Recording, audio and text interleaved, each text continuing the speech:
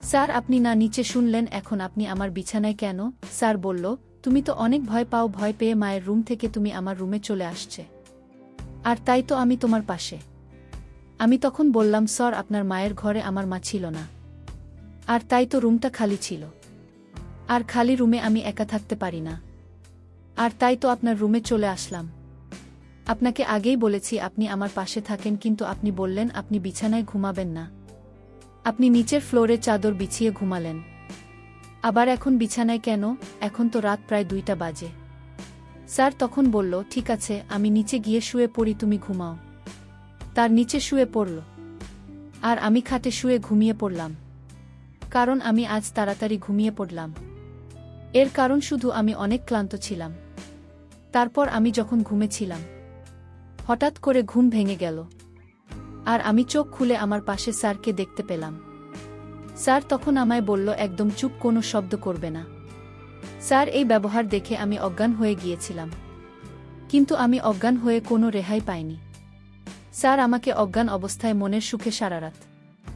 বন্ধুরা, মূল ঘটনাটি শুরু করার আগে তোমাদের কাছে ছোট্ট একটা রিকোয়েস্ট, তোমরা যারা এখনও চ্যানেলটি সাবস্ক্রাইব করেননি তারা অবশ্যই চ্যানেলটি সাবস্ক্রাইব করে পাশে থাকবে। এবার আসল ঘটনাটি শুরু করি। আমি লেখাপড়ায় অনেক মেধাবী ছিলাম। আমি সব ক্লাসে ফার্স্ট হতাম, কিন্তু আমার বাড়ির অবস্থা ততটা ভাল ছিল না। আমাদের পরিবারে শুধু আমি আর মা ছিলাম। বাবা আমার ছোটবেলাতেই মারা যান। আমার মা লোকের বাড়ি বাড়ি কাজকর্ম করে আমাদের সংসার চালাতেন। আমি বুঝতে পারতাম যে মায়ের সাহায্য প্রয়োজন। তাই একদিন আমি সিদ্ধান্ত নিলাম যে আমি টিউশনি পড়ানো শুরু করব। এই কথাটা যখন আমি আমার স্যারকে জানালাম, তখন স্যারের খুব ভাল লেগেছিল। তিনি আমাকে অনেক সাপোর্ট করেছিলেন। তার কারণে আমি টিউশন পেয়ে যাই আর পড়াতে শুরু করি। আমি দুপুর 1টার সময় ফিরে যেতাম। তারপরে বিকেল 4টা বাজলে বাড়িতে গিয়ে তাদেরকে 1 ঘন্টা করে টিউশন পড়াতাম। আমার মাও খুব খুশি হয়েছিলেন, কারণ এর কারণে আমাদের সংসারের অবস্থা কিছুটা ভালো হয়েছিল। এভাবেই দিন চলতে লাগল। একদিন আমার স্যার আমাকে বলতে লাগলেন, হামিম, আমার একটাই মেয়ে যে এখন ক্লাস 9-এ পড়ে, তুমি যদি ওকে পড়াও তাহলে আমার খুব উপকার হয়। স্যারের কথা শুনে আমি খুব অবাক হয়েছিলাম, কেননা তিনি তো নিজে একজন টিচার। তিনি তো নিজের মেয়েকে নিজেই পড়াতে পারেন। কিন্তু স্যার বলতে লাগলেন যে আমার মেয়ে খুব দুষ্টু, আমার কাছে পড়তে চাই না। যদি তুমি আমার মেয়েকে পড়াও তাহলে আমি তোমাকে অনেক টাকা বেতন দেব। তার কথা শুনে আমি খুশি হয়ে গেলাম, কেননা আমি জানতাম তিনি খুব বড়লোক। তার অনেক বড় বড় ব্যবসা ছিল, যার কারণে তিনি আমাকে অনেক ভালো টাকা দিতে পারবেন। তাই আমি স্যারের সুন্দরী মেয়েকে টিউশনি পড়াতে রাজি হয়ে গেলাম। আমি স্যারকে বলে দিলাম যে ঠিক আছে স্যার, 2-3 দিনের মধ্যে আমি আপনার বাড়িতে চলে আসবি। কিন্তু স্যার বললেন, তুমি আজ থেকে আমার মেয়েকে পড়ানো শুরু করো। যখন আমার কলেজ ছুটি হল তখন আমি স্যারের বাড়িতে চলে গেলাম। তিনি আমাকে ড্রয়িং রুমে বসালেন আর বললেন, আমি এখনই মেয়েকে পাঠিয়ে দিচ্ছি। আমি কিছু সময় অপেক্ষা করলাম। এরপরে তার মেয়ে ড্রয়িং রুমে চলে এল। তখন তাকে দেখে আমি খুব অবাক হয়ে গেলাম, কেননা সে এতটা সুন্দরী যে আমি নিজের চোখকেই বিশ্বাস করতে পারছিলাম না। আমার সামনে যে বসে আছে সে কোনো মেয়ে নয়, মনে হয় কোনো পরী। এর আগে আমি মেয়েদের সঙ্গে তেমন একটা কথা বলিনি, কেননা আমি কিছুটা লাজুক টাইপের ছেলে। আমার মা আমার লালন পালন খুব ভালোভাবে করেছিল, আর আমার কোনো বন্ধু ছিল না। এই কারণে খুব সম্মানের সহিত সেই মেয়ের সঙ্গে কথা বলতে লাগলাম। কিছু সময় ওকে পড়ালাম, তারপরে বললাম যে আজকের জন্য এটুকুই অনেক। এটা বলে আমি বাড়িতে চলে এলাম। কিন্তু আমার মাথায় এখন ওই মেয়েটার ব্যাপারে চিন্তাভাবনা করছিল। মেয়েটার নাম ইরিনা। ইরিনা অপরূপ সুন্দরী ছিল। ওকে দেখে মনে হচ্ছিল না যে ও দুষ্টু টাইপের হবে। কিছুদিন এভাবে ওকে পড়তে লাগলাম। এরপর একদিন আমি অবাক হয়ে গেলাম, কেননা আমি কিছু না জানিয়ে ইরিনার বাড়িতে চলে গেলাম। সেখানে গিয়ে আমি রিনাকে এমন অবস্থায় দেখলাম যে আমি তাড়াতাড়ি করে নিজের চোখ নিচে নামিয়ে নিলাম, কারণ আমি চাইতাম না যে আমি ওকে এই অবস্থায় দেখি। ইরিনা নিজের বান্ধবীর সাথে গল্প করছিল। আমি ব্যাস এখন যে ওকে দেখেছিলাম, কিন্তু যখন আমাকে দেখল তাড়াতাড়ি করে ভিতরে চলে গেল। কিছু সময় পরে আমার কাছে পড়তে চলে এল। এখন সে এসে বলতে লাগল, স্যার কালকে আমার টেস্ট আছে। আমি ওকে টেস্টের জন্য রেডি করলাম। আর ওকে বললাম, এই টেস্টে তোমার খুব ভালো নম্বর পাওয়া উচিত, কারণ আমি তোমাকে খুব ভালোভাবে সবকিছু বুঝিয়ে দিয়েছি। আমার কথা শুনে বলতে লাগল, না স্যার, আমার গণিতও খুব কঠিন লাগে, আমি খুব একটা ভালো নম্বর পাব না, কিন্তু পাশ করে যাব। ওর কথা শুনে আমি অবাক হয়ে গেলাম। কিন্তু ওকে বললাম, চলো ঠিক আছে, কিন্তু তুমি যদি ফেল করে যাও তখন কি হবে? তখন ইরিনা বলতে লাগল, তাহলে স্যার আপনি আমাকে যে কোনো শাস্তি দিতে পারেন। ওর কথা শুনে আমি দুষ্টুমির হাসি দিয়ে বললাম, ঠিক আছে, যদি তুমি ফিল করো তাহলে আমি তোমাকে শাস্তি দেব। এখন আমি অপেক্ষা করতে লাগলাম কবে ইরিনা টেস্টে ফেল করে, আর আমি ওকে কোনো শাস্তি দিতে পারি কিনা জানি না। তারপর একদিন স্রষ্টা আমার কথা শুনে নিলেন, আরও টেস্টে ফেল হয়ে গেল। আমার মন খুশিতে নাচতে লাগল। কিন্তু আমি কপট রাগে নিজের মুখের উপর রেখে দাঁড়িয়ে ইরিনাকে বলতে লাগলাম, এটা তুমি কি করে ফেলেছ? আমি তোমাকে এত ভালোভাবে পুড়িয়েছি, কিন্তু তবু তুমি টেস্টে ফেল করে গেলে। সে বলতে লাগল, স্যার আপনি আমাকে যে শাস্তি দেবেন আমি মাথা পেতে নেব। আপনি আমাকে যা কিছু পড়িয়েছিলেন আমি সব কিছু ভুলে গেছি। কি করব, আমার গণিত খুব কঠিন বলে মনে হয়। ও সরল মনে আমাকে বলল। আমি তাকে বললাম, তোমাকে আগেই বলেছিলাম, মনে আছে? ও বলতে লাগল, আপনি আমাকে এটাই বলেছিলেন যে আমি যদি টেস্ট ভালোভাবে না দিই আর ফেল করি তাহলে আপনি আমাকে শাস্তি দিবেন। আমি ওকে বললাম, ঠিক আছে, তাহলে তোমার কি শাস্তি চাই? বলতে লাগল, আপনি আমাকে যে শাস্তি দেবেন আমি তা মেনে নিতে প্রস্তুত। ও সরলতার সৌন্দর্যতা দেখে আমার মন গলে গেল। আমি একজন দিকে তাকালাম। আমরা দুজন ছাড়া এখানে আর কেউ নেই। আমার সাথে এত সুন্দরী মেয়ে ছিল, আর তার সৌন্দর্যতা দেখে আমার মন স্থির করতে পারলাম না। অদ্ভুত অদ্ভুত চিন্তা আমার মাথায় আসছিল যে আমার উপরে শয়তান ভর করেছে। আমি ওকে আস্তে করে বললাম, ঠিক আছে, আমি তোমাকে শাস্তি দিতে চাই। ইরিনা খুব সরল মনে আমার কথা মেনে নিল আর আমার পাশে এসে বসে পড়ল। আমি ওকে জিজ্ঞেস করলাম, তোমার বয়স এখন কত? সে বলতে লাগল যে আমার বয়স মাত্র 14 বছর। ইরিনা 14 বছরের আর আমি 19 বছরের। আমি ওকে বললাম, আমি তোমাকে শাস্তি দেব, তুমি কি তোমার বাড়ির লোককে সেই শাস্তির কথা বলে দেবে? সে বলল, না স্যার, আমি আমার শাস্তির কথা কেন বলবো? যদি এটা বাবাকে বলি তাহলে বাবা তো আমার উপর আরও রেগে যাবে, কেননা আপনার পড়ানোর পরেও আমি আমার পড়ার দিকে ধ্যান দিতে পারিনি। আমি চুপ করে রইলাম। আমার মন তাকে নিয়ে অন্য কিছু চিন্তা করছিল, কিন্তু আমার মনে এটা করতে আমাকে নিষেধ করেছিল। কোথাও না কোথাও আমার মায়ের দেওয়া শিক্ষা আর সংস্কার আমাকে থামিয়ে দিয়েছিল। এই কারণে আমি সিদ্ধান্ত নিয়ে ওকে বললাম যে, না, আমি আজকে তোমাকে সাজা দেব না, কিন্তু এর পরে যদি তুমি কখনো কোনো পরীক্ষা এরকম কোনো ভুল করো আর ফেল করো তাহলে আমি তোমাকে নিশ্চয়ই শাস্তি দেব। আজকের মতো তোমাকে মাফ করে দিলাম। সে এই কথা শুনে খুব খুশি হয়ে গেল। আমি আবার ওকে পড়াতে লাগলাম।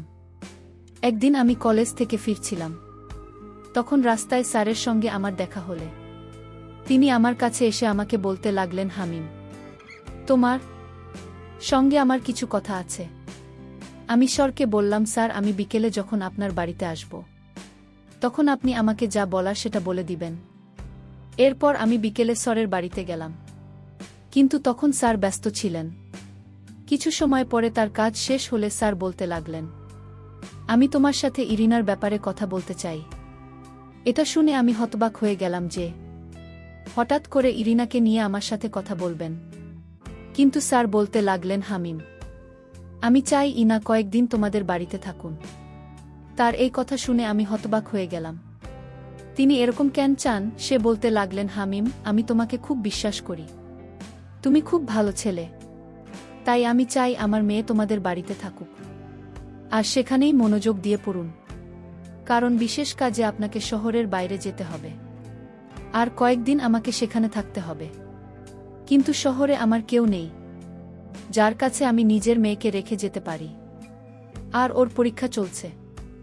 আমি ভেবে দেখেছি যে তুমি ওকে পড়াও, সেই কারণেই ওকে তোমাদের বাড়িতে রেখে যাওয়াই ভালো হবে। তোমাদের বাড়িতে তোমার মা আছে, তিনি এর খেয়াল রাখতে পারবে। আমি স্যারের কথা শুনে অবাক হয়ে চিন্তায় ডুবে গেলাম যে আমি কি সিদ্ধান্ত নেব। যাই হোক, আমি স্যারকে বলে দিলাম যে তা কোনো ব্যাপার না, আমি আপনার মেয়েকে আমাদের বাড়িতে নিয়ে পড়াব। কিন্তু ভেতরে ভেতরে আমার ইচ্ছে করছিল আর ভয় করছিল। আমি অনেক কষ্টে এই সিদ্ধান্ত নিয়েছিলাম। আমি ভাবছিলাম এটা কিভাবে সম্ভব হবে যে আমি ইরিনাকে আমাদের বাড়িতে দেখেও কিভাবে আমার মনকে আটকে রাখব। এত সুন্দরী মেয়ে আমার কাছে আমার বাড়িতে থাকতে চলেছে। তারপরে আমি মায়ের কথা ভাবলাম, তিনি তো বাড়িতে থাকবেন, আমি ওকে আমার মায়ের কাছে ঘুমাতে দেব।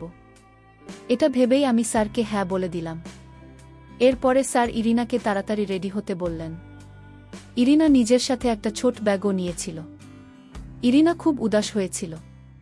স্যার ওকে বোঝাতে লাগলেন যে দেখ মা, তুই তো টিচারকে বিরক্ত করবে না, উনি তোকে পড়াবে, মা তোর খেয়াল রাখবেন। আমি হালিমের উপর খুব ভরসা করি, কিন্তু আমি ভয় পাচ্ছি যে তুই টিচারকে বিরক্ত করবি। এই কারণেই আমি চাই তুমি তাকে বিরক্ত করবে না, পড়াশোনা ঠিকভাবে করিস, যা বলবেন সেটা মেনে চলিস। ইরিনা বলতে লাগল, ঠিক আছে বাবা, স্যারকে অভিযোগ করার সুযোগ আমি কখনোই দেবে না। আর স্যার কি বিরক্ত করব না, এভাবেই আমি রিনাকে আমাদের বাড়িতে নিয়ে এলাম। আমার কাছে কোনো গাড়ি তো ছিল না। আমি আমার মোটর সাইকেলের পিছনে ইরিনাকে বসিয়ে ব্যাগ আমি আমার সামনে রেখে দিলাম। ওকে আমাদের বাড়িতে নিয়ে এলাম। মা যখন দেখলেন তখন খুব অবাক হয়ে গেলেন। আমি মাকে সমস্ত কথা বললাম। মা আমাকে বললেন, এদিকে আয় বাবা, তোর সাথে আমার কিছু কথা আছে। আমি মায়ের রুমে গেলে মা বলতে লাগলেন, বাবা তুই এটা কি করে ফেলেছিস? তুই জানিস তোর চাচাত বোনের বিয়ে আছে যেখানে আমাকে যেতেই হবে। তারা অন্য শহরে থাকে। আমি ৩-৪ দিনের আগে সেখান থেকে আসতে পারবো না। আর এদিকে তুই এখন ইরিনাকে নিয়ে এসে পড়েছিস। ও একা এখানে থাকবে কিভাবে? মায়ের কথা শুনে আমার মাথায় এলো। আমি তো ভুলেই গিয়েছিলাম যে তার তো একটা বিয়েতে যেতে হবে। এখন আমি কি করব? আমার খুব অদ্ভুত লাগছিল। কিন্তু আমি মাকে বললাম, তুমি এই সমস্যার কোনো একটা সমাধান বের করো। এখন এটা তো কোনোভাবেই করতে পারছি না যে আমি রিনাকে আবার ফিরিয়ে রেখে আসব, কারণ ইরিনা বাবা এতক্ষণে চলে গেছেন। আর যদি এখন আমি স্যারকে নিষেধ করে দেয় তাহলে তার খুব খারাপ লাগবে। তাই একটা কাজ করি, তুমি সেই বিয়েতে যাও, আর আমি রিনাকে দেখে রাখ, সে খুব ভালো মেয়ে, আমার কোনো অসুবিধা হবে না। মা বলতে লাগলেন, না না, এটা কোনো মতেই করা যাবে না, পাড়ার লোকেরা বিভিন্ন কথা উঠবে। আমি মায়ের কথা শুনে রেগে গিয়ে বললাম, মা তুমি কবে থেকে পাড়ার লোকেদের কথা বিশ্বাস করতে শুরু করেছ? তুমি তো জানো আমার চরিত্র কেমন। তোমার কি নিজের ছেলের উপর বিশ্বাস নেই? তুমি এটা করো যে তুমি আরামসে বিয়ে খেতে যাও, সবকিছু আমার উপর ছেড়ে দাও। তোমার ছেলে এমন কিছু করবে না যাতে তোমার মান সম্মান নষ্ট হয়ে যায়।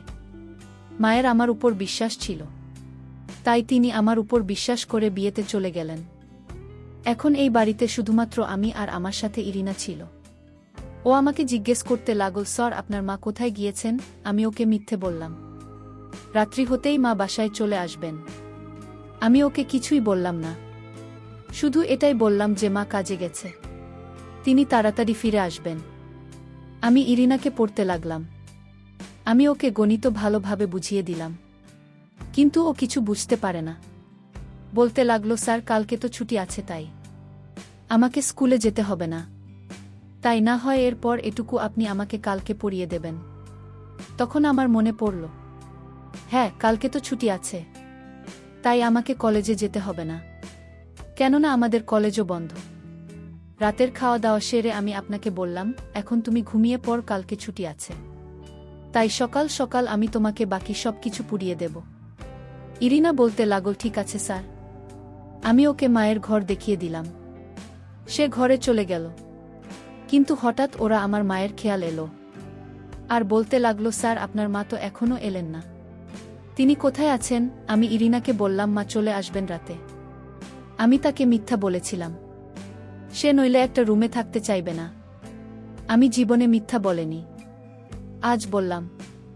যাই হোক, সে আমার কথা মতো মায়ের রুমে গিয়ে শুয়েছিল, কিন্তু সে ঘুমায়নি, আমার মায়ের জন্য অপেক্ষা করতে লাগলো। আমার ঘুম আসছে না, মেয়েটা একলা একলা রুমে শুয়ে আছে। রাত যখন গভীর হতে শুরু করে, ইরিনা তখন আমার রুমে চলে আসলো। ইরিনা আমাকে বলল, আপনি মিথ্যে বলছেন কেন? আপনার মা তো আসলো না। আমি বললাম, ইরিনা তুমি শান্ত হয়ে গিয়ে ঘুমাও, কারণ কাল দিন পর তোমার পরীক্ষা। ইরিনা তখন কান্না গলায় বলল, স্যার আমি ওই রুমে একা থাকতে পারব না। আমি আপনার রুমে থাকতে চাই। আমি আপনার পাশে ঘুমাব। আমার ওই রুমে ঘুমাতে ভয় লাগে। প্লিজ আপনার পাশে আমাকে থাকতে দিন। আমি তখন অনেক দুশ্চিন্তায় পড়ে গেলাম। আমি এখন কি করব? তারপর আমি তাকে বিছানায় থাকার জায়গা করে দিলাম, আর আমি নিচে ফ্লোরে চাদর বিছিয়ে শুয়ে পড়লাম। তখন এরিনা বলল, স্যার আপনি নিচে শুনলেন কেন? আপনি বিছানার এক কোণে শুয়ে পড়ুন। আমি বললাম, না, আমি নিচে শুয়ে থাকি, তুমি বিছানা ঘুমাও। তারপরই না কোনো কথা না বলে ঘুমিয়ে গেল, কারণ তার শরীরটা অনেক ক্লান্ত ছিল। তাই সে ঘুমিয়ে গেলে কিন্তু আমার চোখে কোনো কিছুতেই ঘুম আসছিল না। আমার মাথায় অদ্ভুত অদ্ভুত চিন্তা আসছিল। ইরিনাকে দেখতে অনেক সুন্দর লাগছিল মনে হচ্ছিল। আমার রুমের মধ্যে একজন পরিসরে আছে। তখন আমি পরীকে দেখে আমার মনের মধ্যে এক অন্যরকম চিন্তা আসছিল। তারপর ধীরে ধীরে তার বিছানার পাশে কি শুয়ে পড়লাম। তারপর আমি তাকে সারা রাত। বন্ধুরা বুঝতেই তো পারছেন ইরিনার সাথে কি করেছিলাম। ইরিনা সকালে ঘুম থেকে উঠে দেখে তার সব কিছু এলোমেলো হয়ে আছে। তখন সে বুঝতে পারে তার সাথে ঘুমের মধ্যে রাতে কি হয়েছিল। ইরিনা তখন আমাকে বলল, স্যার আমার এই অবস্থা কি করে হলো? তারপরই না তার অবস্থার কথা চিন্তা করে অজ্ঞান হয়ে গেল। তারপর কিছুক্ষণ পর যখন জ্ঞান ফিরল, ইলিনা তখন আমাকে বলল, আপনি কিন্তু মোটেও ঠিক করেননি। আজ আপনার আয়ত্তের ভিতরে ছিলাম বলে আপনি আমাকে এমন অসম্মান করলেন। নম